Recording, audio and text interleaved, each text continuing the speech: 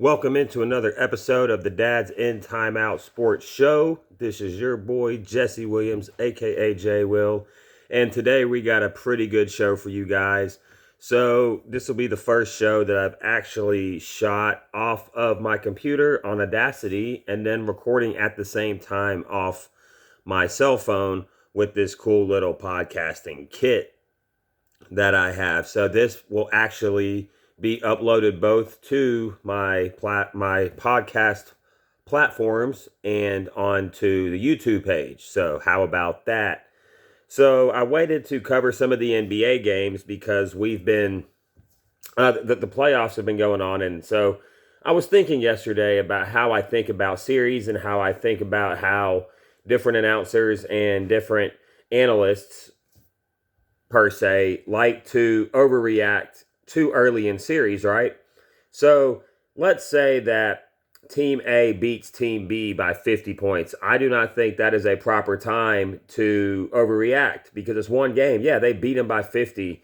And even if you see the holes in that other team's game, it's like, oh, wow, they can't stop them inside. I have seen way too many times where teams do not play their strengths. Teams get they get cocky. I don't know why I can't think today. They get overconfident. That's the word I was looking for. And then they also just make dumb decisions. And so then the series might go 2-2. So hold on one sec. Gotta get my little cup of Mountain Dew here. And so then I see teams that will go up 2-0. But we've seen this season the Clippers go down 0-2 and win both series. We even saw the Clippers go down 0-2 and then have to go on the road and win the series. So there are two instances where really I think that a series can be over. So number one would be when a team goes up 3-0.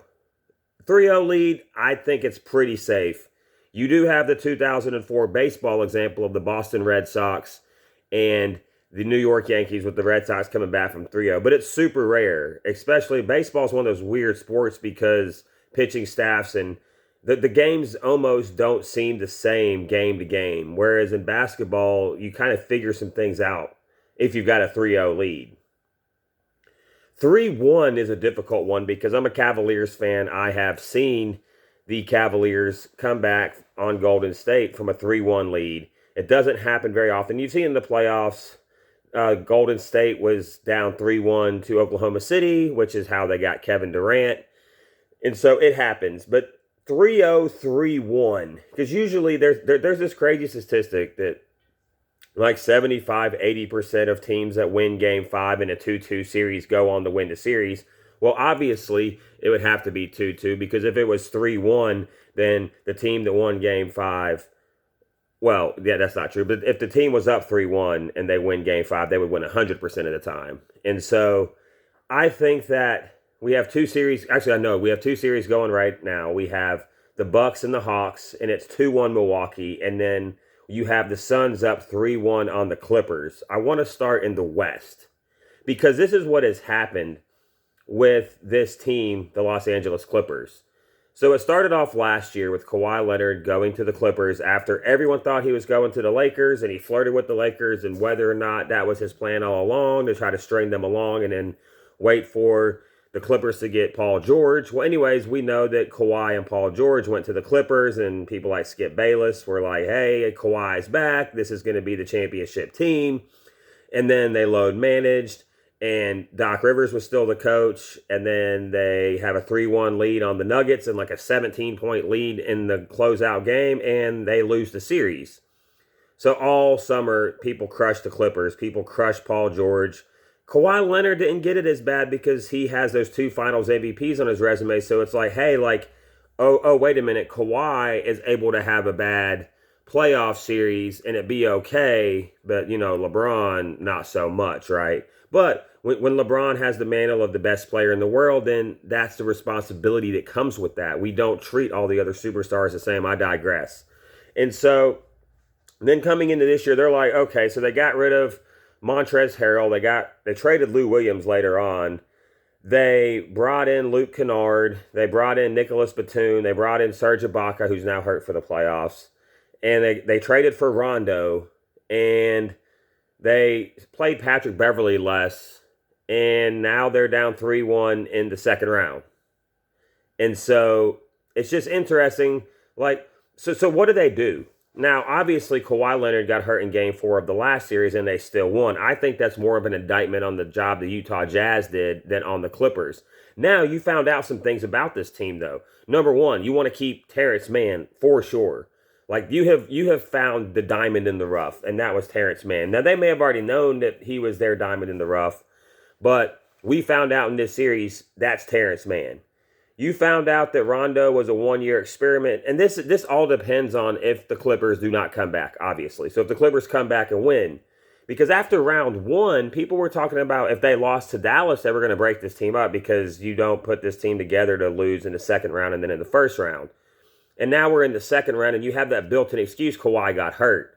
But you have to ask yourself, what's Kawhi's history been? Now, I know he was healthy last year, per se, and I know that he's a beast, and he's a top 10, in my opinion, player in the league right now, regardless of his load management.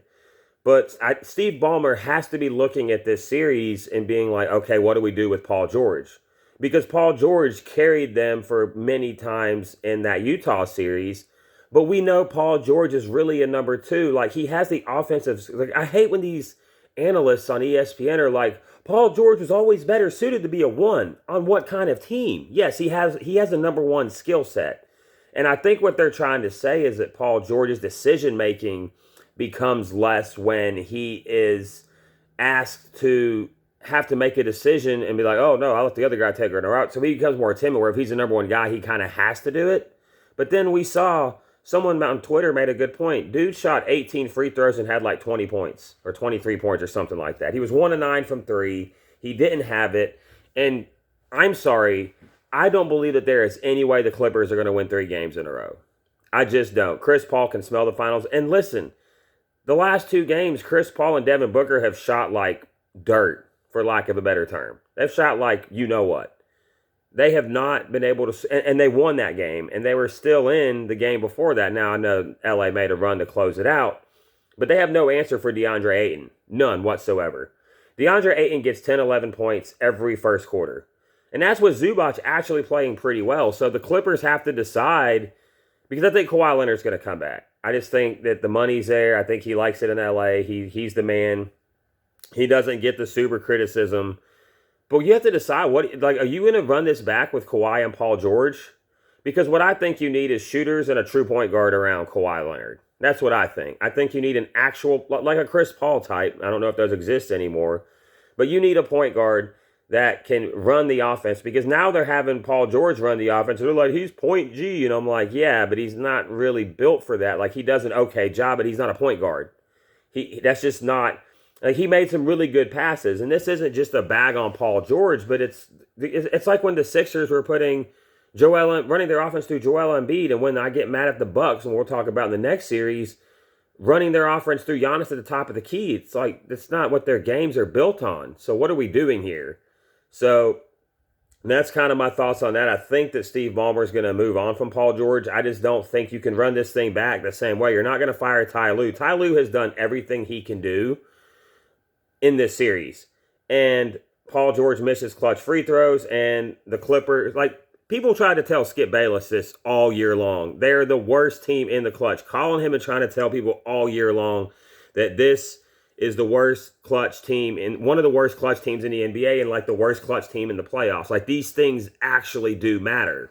And so I just think it's interesting when people just act like these things have no bearing and like they just don't mean anything. Like, these stats are accumulated over the entire season, and it takes their clutch rating and the fact, and you're just like, okay, like, we see what happens at end of games. It's when they don't have a true point guard who sets everything up. Now, which is really funny because the Clippers will run offense at times where you're like, wow, this is the best ball movement in the league, minus maybe like the Jazz. And then they just revert back to your turn, Paul George one-on-one, and we're going to get to that with another team that does that happens to be winning their series, and that is the Milwaukee Bucks. The Milwaukee Bucks are the most frustrating team in the playoffs because I almost feel like they should be up 3-0 in this series. But they're not. They're up 2-1, and there's still another game in Atlanta. Now, Trae Young stepped on a referee's foot and hurt his ankle. He played the rest of the game because he's tough. And I don't think this is what I worried with about the Hawks is if Milwaukee gets their game rolling, who else is going to answer? And yes, Herter and Gallinari, who I missed on my last podcast. I didn't mention his name, but Gallinari, Herter, Bogdanovich, John Collins, you've got Solomon Hill, and I'm sure I forgot somebody else who I didn't mention. I mean, Clint Capella, Trae Young. So that's the Hawks players that are playing in this series. And then they have that backup center whose name I ain't even going to try to pronounce because I don't want to butcher it, my guy. So, yeah, it's one of those things where I feel like that the Hawks their only answer is for Trae Young to be absolutely dominant, and it's a lot to ask of a guy that's 22 years old on a bum ankle. And so it's going to be interesting to see what happens in the rest of this series. Where are the Bucks going to get comfortable? Because last night Chris Middleton had 20 points in the fourth quarter. And people on Twitter were like, why does Chris Middleton look scared? It's like, I don't think he's scared. I think that he's a number two that sometimes has to be a number one. But Giannis, if Giannis plays the way he's been playing, he shot a couple of dumb threes last night and made a couple of dumb fouls because he always has dumb threes and dumb fouls. But if he gets to the paint and gets to the basket with that length, he can Euro step and then he can go at a guy and then move his arm out to avoid contact or a block. Like he can do things with the ball because of his length and size that most other players in the league can't do, which gives him an advantage. He's actually very skilled near the basket. He has touch near the basket. The dude just can't shoot threes, and you're going to have to live with 1 out of 2 free throws with him and hope it doesn't come down to a clinching game where you need, hopefully he's not the guy, because, in the last 2 minutes of the game, you can't just foul him off the ball to put him on the free throw line. In the last 2 minutes, it actually has to be the guy with the ball, or it's one shot in the ball. And so you're not making that trade-off. But yeah, Chris Middleton went nuts. I watched a lot of the Bucks in the playoffs, and everyone likes Drew Holiday, and he plays really good defense, but it's where's Drew Holiday on offense? He gets to the paint, and then he kind of just gives the ball up, and he's good at cherry picking, but okay, he's better than Eric Bledsoe. We can say that. He's better than Bledsoe, for sure. He's an upgrade from Bledsoe. But, this was supposed to be the big jump. And then I realized with the Bucks, I was thinking about this walking around my job yesterday, because that's kind of what I get paid to do, is that they don't really have real heat check guys. The Hawks have Gallinari, they have Bogdanovich and Herter. The Bucks have Chris Middleton, who's more of a scorer, who got hot from 3 last night. They have Pat Connaughton, but where's their, where's their Kyle Korver? I'm not saying he has to be good as Kyle Korver, but where's your Danny Green? Where's your guy that comes off the bench and he just shoots threes? Where's that dude on this team? Where's that guy where it's he knows that I'm in the corner and I'm going to shoot threes? And maybe they don't need it to win this year's championship, but here's the deal. If y'all out here looking funny at LeBron's championship last year in the bubble, then y'all are going to have to look funny at this year's championship because of the injuries. Now, I'm not going to look funny at it. I'm going to say, hey, these things happen. Players get hurt in the finals, and the 2 teams left are the 2 teams left. And so, but in this year, it's going to be one of those with the condensed season that LeBron fans, not me, but other LeBron fans, are going to say this thing doesn't really count because AD was hurt and LeBron was hurt and Kyrie got hurt and James Harden got hurt and Kawhi got hurt and Murray was hurt. We just named a lot of really, really, really good players. Joel Embiid played on a torn meniscus. Trae Young now has a high ankle sprain. Donovan Mitchell had an ankle sprain. Now, ankle sprains, I don't take ankle sprains as much as I do. Cause see, Kyrie's injury, he stepped on a foot, or he got his foot stepped on. Trae Young, or no, he stepped on someone's foot that was in his space or whatever, right? And so he stepped on a foot, and then Trae stepped on a foot. LeBron was hurt coming into the playoffs on Solomon Hill diving for the ball, which I still don't understand that play, but that was months ago. We good, And so it's one of these things where they can blame it on the condensed schedule, and if somebody in the NBA Finals, if the Clippers don't make a comeback, or if Atlanta doesn't win the series, is going to play in the NBA Finals and the Olympics. So it'll be between Chris Middleton and Drew Holiday, and that's for the Bucks. And then the Suns have Devin Booker that is committed to play for the team. So that's going to be an interesting twist. But if Milwaukee plays the way they're supposed to play, this series should be over in 6 at the most. I mean, I think the Hawks can win another game, but Milwaukee is killing them in the paint. It's not even close. Bobby Portis is putting up double figures, and that's not a shot at Bobby Portis. I think that Bobby Portis has played well, but that's just talking about the advantage that they have in this series.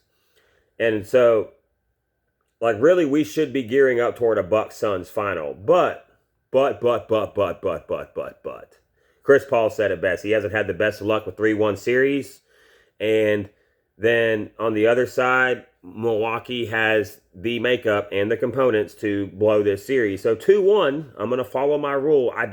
Now this series, if Trae Young is limited in any capacity, I think the series is over because they don't have another guy that can carry that team. They have good players. They're not scrubs. They're just not I can carry you players on a consistent basis. So if Trae Young comes back and can operate on that ankle at 90%, then it's still a series. Because I totally will follow my rule and wait until this series is either 3-1 or it can't be 3-0. So if this series goes 3-1, then I'll probably pronounce the Hawks dead. But they'll still be breathing. They won't be fully dead. The Clippers, I think, are dead. If you're telling me that Paul George is automatically going to be able to carry the entire team for 3 straight games, because you can't ask Terrence Mann to do that. You can't ask Reggie. And Reggie Jackson has been a guy I haven't really enjoyed watching my whole career for whatever reason, but he is so good in the playoffs now. Morris Sr. is obviously hurt or something because he's not playing the way that he's capable of playing. But in this series, it really looks like that Reggie Jackson is going to get paid by somebody. And you know what? It's one of those where it's not like, oh, he got hot. No, like the way he's getting to the basket, he's playing defense, he's hitting threes, he's hitting free throws. Like, he pretty much has been their offense at times. So this isn't one of those like you're going to overpay. So now it could be a situation where you overpay him in another spot and he doesn't have that same tenacity that he has. But if the Clippers pay him, like, he's earned every dollar of money increase that I think that he deserves. That I think that he has done everything in his power to lift this team. And unfortunately, Paul George gets butterfingers at the free throw line late in games. Now, I know a couple of those obviously were misses on purpose. And I need to say this. And I talked to a buddy of mine at work about this. And I am not the guy, like, I hate the people on, I don't say hate, I don't hate anybody. I don't like it when people on Twitter are like, the announcers are going for the other team. They're not rooting for my team. Oh my gosh, they're so biased. Everybody hates us. Because every fan base that isn't in a major market, it's like, oh, everybody hates us. No, they just don't respect you because you have never done anything, right? Like the Milwaukee Bucks have an NBA championship. They're not in a big market. Yeah, they drafted Kareem, and they kept him for a while. Right? The Cleveland Cavaliers, oh, they had LeBron. I mean, it's still a small market. It doesn't matter that they had LeBron. They sucked. They drafted him. He left. He came back. Like, nobody made him go back to Cleveland. Like, he decided to go back there, right? Oakland was not a huge market. Even though it's in California, Golden State has 3 of those chips. 3. See, now I'm on video so I can do hand motions and stuff, right? So I hate that. But I was watching or listening to ESPN radio because I don't have cable TV, and sometimes I like to stream the game. However that is, that's none of your business. But because of the internet quality at where I live, it doesn't always work. And so I had to listen to the game on ESPN radio, which sucks because I can't really get a visual, but I've always liked ESPN radio. First off, listening to the Bucks game, I was like, man, when the Bucks beat the Nets in Game 7, those announcers are like, well, and the Bucks just advanced to the Eastern Conference Finals. It's like, just go ahead and blatantly say how disappointed you are that the Nets didn't win. Be a little unbiased. And maybe you're not. Maybe you were tired and it's been an emotional game. But now the Suns-Clippers game, Doris Burke I've been a huge fan of Doris Burke, and I'm still a fan of Doris Burke. So, Doris Burke, if you ever listen to this, I'm not taking a shot. I'm just telling you what I heard. And what I heard was someone that took every opportunity to make sure that they praised the Clippers. Now, at the end, Doris Burke did give Chris Paul and the rest of that team, especially DeAndre Ayton, credit. But it's like, man, I'm listening to these announcers, and it's like, do y'all want the Clippers to win? Is that what this is? Or maybe it's one of those, they like their job so much that they want this to go 7, so they keep covering. So if that's the case, cool. But let's be a little unbiased here. Like, they were just heaping praise on the Clippers, and it's like, bro, like, who wins, who wins? Like, I get that if it's a local broadcast, yeah, you want to root for your team, blah, blah, blah, all that. But, dude, I don't want to listen to ESPN radio and be able to tell, like, man, y'all really don't want the Milwaukee Bucks in the NBA Finals, do y'all? Like, I don't care if y'all want to go to better cities. Like, listen, if we get the Bucks in the finals, we still get Giannis. We still get Budenholzer, who will provide plenty of storylines with his non-adjusting. And so I think that we can go ahead and be safe to say that no matter who we get, I think it's going to be a good finals. Like, yeah, I'm a LeBron fan. So I would have loved LeBron to make the finals. But you know what I also like is variety. I'm not going to say parity. I don't like parity where it's like one team's good, then they suck, and it's just up and down and up and down. Like, listen, people complain about parity. Why don't your franchise get their act together, right? Because the New England Patriots were garbage for a long, long, long time. People don't realize this. The Patriots went to the Super Bowl in '85 and got smoked by the Bears. No one heard about the Patriots again until into the mid-1990s when they hired the right coach, Bill Parcells, and then they went to the Super Bowl, and they were still good. They went to the playoffs a couple times, and then they got smoked by Brett Favre and the Packers. Then Bill Belichick takes over, and they have a dynasty. And you could say Spygate, and you could say Deflategate, and you could say all that, but they did a lot of things right. And you Twitter heads are just going to be like, nope, they cheated. Nope, they cheat everything. Every time that they had the ball, they were offsides, and all the safeties were running across the line of scrimmage and hitting people in the head, and the Patriots do nothing but cheat. And it's like, I'm not talking to you. I'm going to look in the camera, and I'm going to tell you, I'm not talking to you. Because you don't look at things objectively. So yes, they got punished for Spygate. Yes, but there's so much more that goes into games. But I use them in the San Antonio Spurs, okay? Oh, well, I'm a Miami Heat fan, and they turned off the air conditioning in Game 1 in the NBA Finals so LeBron James would cramp up. Like, okay, cool. Like, if you believe in ghosts, holla at your boy. Whatever, we can talk about that offline. If you believe that, I got some beachfront property in Idaho I can sell you. So my point is that people complain about a lot of this stuff, but I don't want parody. I want variety. Like, I like these new superstars getting a chance to shine without being overshadowed by a LeBron. Now, I'm not saying that means I'm happy he and Anthony Davis are hurt or any of that. Like, I want everyone to get better. I want all of them to make their money. I like when the NBA is interesting. You know what? I was a Cavs fan, but I was tired of seeing Cavs Warriors, especially since I knew we was going to lose every year after 2016, because it's like, dude, they got Kevin Durant. Like, I respect Kevin Durant so much.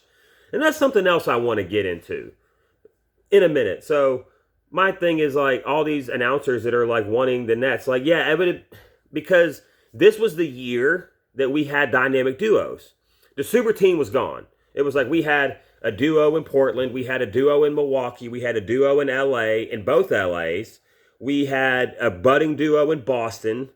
We had a duo in Phoenix, and then we had a duo in Brooklyn with Kyrie and KD. Then all of a sudden, they're like, hey, now listen, I am not mad at the Nets, the team. Because if you have a chance to get James Harden and you want him, go get James Harden. It was a trade. Like, it's not rigged. It's how it works. You match salaries, you trade draft picks, you trade your future, and you go get a future Hall of Famer in James Harden. But it kind of put a damper on the season because, like, man, we actually had, like, what it looked like, and it kind of still was true, 5 or 6 teams that could legitimately make it to the title. So at the beginning of the season, before they went and got Harden, I was like, the Nets can make it to the finals. The Celtics, before I knew they would implode. So I had Nets, Celtics, Sixers, Lakers, Bucks, and Clippers. I had those 6 teams that I thought for sure. And then even then I was like, okay, if everything folds right and Dallas makes a trade there and there, the Nuggets, don't count them out. Don't count Portland if they get someone on their team that can play some defense. And, of course, that didn't happen. And so now we have what we have because, you know, Harden went there. But they lost in the second round. Injuries happen. And so I think, Kyrie and KD in the finals, like KD played so well in this series. and it was great. And I love seeing the old vintage KD dropping 46, but you can't ask that dude to play 48 minutes. I said there was something that I wanted to talk about, and now I forgot because I'm scatterbrained. There was something that I mentioned that we were going to get to. I know I was kind of going off on people on all their fandom and all that. I forgot what it was. Let me take a quick drink real quick. So I'm not really sure. There's something that I was going to cover, but I can't think of it. I'm sure that it had to do with something. So anyways, we've talked about the Hawks and the Bucks. I think I picked Milwaukee to be in the finals from the beginning of the playoffs. I did not pick the Suns. And the Suns are worrying me because they came out really hot, but ever since Devin Booker put that mask on and Chris Paul came back, the series has been different. So I'm still going to pick the Suns to win. I picked the Suns to win this series at the beginning of the series, I think. I don't know if I put that on record. If you can believe me, you cannot believe me. I don't really care, but I like your support, so thank you for listening. And a lot of times, guys, like when I'm pointing at the camera and I'm saying certain things, it's in jest, it's in fun, right? So it's not one of those like, I have so many people that follow me on Twitter, that follow this podcast on Twitter, that are subscribing to this show, that are hitting me back with feedback, and I'm supporting them. And so, like, I love the support so much, and you guys have been completely awesome. It's been awesome interacting with you guys. And so I think that's what this is about. This is the good part of Twitter. I complain a lot about Twitter when they restrict my followers, blah, blah, blah, all that. But the opportunity to network with people from different parts of the country, whether it's Youngstown, Ohio, or the guy that went to Valparaiso, or people in Vegas, people in LA, people in just different places around the country, where New York, I mean, places I've never even been before. And then we can, and I don't know how many of y'all out there have never been to Arkansas, but we can network and we can support each other's podcasts and platforms. And I think that's just a really beautiful thing that I wish Twitter was more about. Like, I wish we kind of just had our like sports Twitter where like the toxic people weren't there and just us creators and real people who like to interact and not be salty all the time could engage. But sometimes you need, and here's my point. Sometimes you need the salty people. Sometimes you need the people that are out there that don't have a life and that only see things through their team's lens and through their own filter, and they're in their own echo chamber. Sometimes you need those people to my computer screen went black. I was making sure it didn't turn off. You need those people because sometimes, I ain't gonna lie to you dudes, I could talk all day, every day. But when you get in front of a camera, when you get behind a mic and you have to talk about something for an hour, and we're down to a round of the playoffs that only has 2 series going on, I could get into baseball, I could get into football, but I'm trying to save the football thing because for football season, or like right there before football season. But sometimes you're scrolling through Twitter, or you're on Facebook, or you're just talking to somebody in real life and they say something either interesting or dumb or super biased, and it's like, hey, I can talk about that for at least 5 minutes. One of my greatest rants ever was just based on a question my buddy asked me: do you think people should be able to go to sporting events and say whatever they want to players? And I will address that once again. Heck no. Well, you can, but I mean, you can also go to a sporting event and, throw a beer on somebody and sucker punch him and then get Sons and Ford. That's going to be a new thing, Sons and Ford, right? I ain't justifying violence. But if you throw a beer on somebody and then you sucker punch them, and then he didn't even beat that dude up that bad, right? I know I already talked about this, but when I saw Sons and Ford guy, Nick, I can't remember his last name, but when I saw his interview, I was like, okay, like I feel like I'm on the right side here. Because knuckleheads are out there. Knuckleheads are out there that think the entire world is against them. Let me break it down to you guys. The entire world don't know you and your 250 followers on Twitter. And I'm not like, okay, yeah, I am taking a shot. And I'm taking a shot because of how you act. Like, if you were just a normal person that acted right and you had 250 followers, cool. Like, it ain't about that. I've only got 2,400 something. So it's not like I'm out here with a check mark. But I'm out here to really interact and, like, have debates and discussions about this stuff, sports, life, whatever. I stay away from the politics because y'all can't act right. But, like, those kind of people that act right, I love having conversations. Me and my buddies disagree all the time, but you gain a new perspective. But closed-minded individuals who just think that the world is against them and is attacking them all the time. Like, the world don't know you, bro. It's like my buddy used to always say, it's like your hood. I went to your hood and they don't know you there. Because people always out here claiming to be stuff. And I feel like we missed the boat on that. Like, we spend so much time trying to prove something or be something than just being about it, you know? A lot of people out here, like, I was like that way. I'll say that I was that way about this podcasting stuff, and then I wasn't putting in the work. And I have a built-in excuse. I have a almost 8-month-old son who's teething, and so they actually all left and went to Texarkana. Shouldn't really be telling y'all where they're going, but they went to her doctor's appointment. They're probably going to do some shopping, so they're going to be gone before I go to work. So, there's the rest of the kids are upstairs, and so I'm just down here recording this. But just remember, people, that life isn't all about you, and it's not all about me. It's all about how we treat each other. It's all about what we're supposed to do in life. And for me, it's all about Jesus, you know, his sacrifice on the cross. And so that's what keeps me grounded, because I know I'm not perfect. I'm called to be perfect, but I'm not perfect. And trying to uphold that standard and, like, just be that kind of person where if someone were to be like, hey, man, why are you that way? And I could be like, let me introduce you to somebody in the Bible. And so I try not to be a hypocrite, but I do think that it is important to call, and that's why I don't call people out by name, because I don't know these people in real life on Twitter. And a lot of times it's not even my followers. It's like somebody that retweets their thing, then I see it. And I have to also understand that maybe people don't always know what they're watching. See, I like to talk to people when it comes to football, right? And when they're breaking down the plays, I never played football, so I kind of know what I'm looking at. But my buddy's like, oh man, like the safety drops down here and then he stands here, and like based on this formation, you know whether it's going to be a run or a pass. And I'm like, this is why I sucked at Madden, because I didn't know how to do all that. Like I understood like the safety near the line of scrimmage or the safety back, you know, and kind of how that works. But you can kind of see guys in basketball and they start making these trades, and it's like, bro, do you understand how the game operates? Like, do you understand why certain players don't play well together? Like football, it's like a wide receiver, just it's scheme, right? Do you fit the offensive coordinator scheme? But a quarterback and a wide receiver, and maybe just based on arm strength. But like in football, like you could play with anybody because like the quarterback drops back and then the guys run their routes, right? And so if they can't play well together, it's more based on scheme, like this guy's not used to that. In basketball, it's like, bro, Russell Westbrook has to have the basketball and Chris Paul has to have the basketball. And then Harden and Westbrook play together, but they're two really ball dominant guys. Now, it worked with KD, Harden, and Kyrie, but they only played 8 games together. Well, Harden, we found out, and we had seen this before, actually can be a number 1 point guard.